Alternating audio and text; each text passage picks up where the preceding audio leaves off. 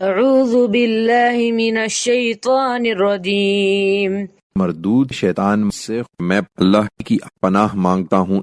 وَنَبِّئْهُمْ عَنْ ضَيْفِ إِبْرَاهِيمَ یہ فرشتوں کو دکھانے کا مطالبہ کر رہے ہیں، انہیں یہ حقیقت سمجھانے کے لیے ابراہیم کے مہمانوں کا قصہ سناؤ۔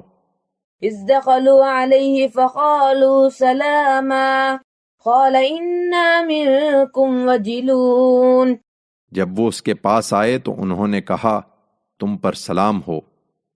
ابراہیم نے ان کے رویے میں کچھ اجنبیت دیکھی تو کہا ہمیں تم لوگوں سے اندیشہ محسوس ہو رہا ہے۔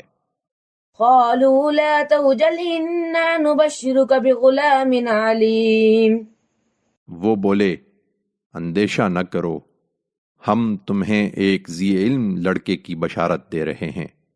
قال بشرتمونی علی ان مسنی الکبر فبم تبشرون ابراہیم نے کہا کیا تم مجھے بشارت دے رہے ہو جبکہ مجھ پر بڑھاپا آ چکا ہے، سو اب کس چیز کی بشارت دیتے ہو؟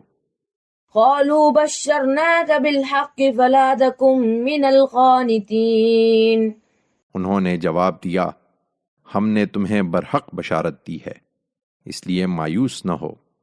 قال ومن يقنط من رحمت ربه الا الضالون ابراہیم نے کہا اپنے پروردگار کی رحمت سے گمراہوں کے سوا کون مایوس ہو سکتا ہے؟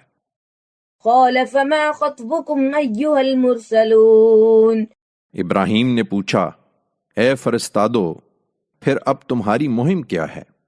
قالوا إنا أرسلنا إلى قوم مجرمين انہوں نے جواب دیا ہم ایک مجرم قوم کی طرف بھیجے گئے ہیں۔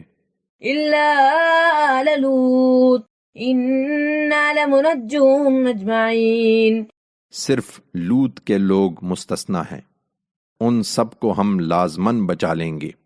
إلا امرأته قدرنا إنها لمن الغابرين اس کی بیوی کے سوا ہم نے ٹھہرا لیا ہے کہ وہ انہی میں ہوگی جو پیچھے رہ جائیں گے۔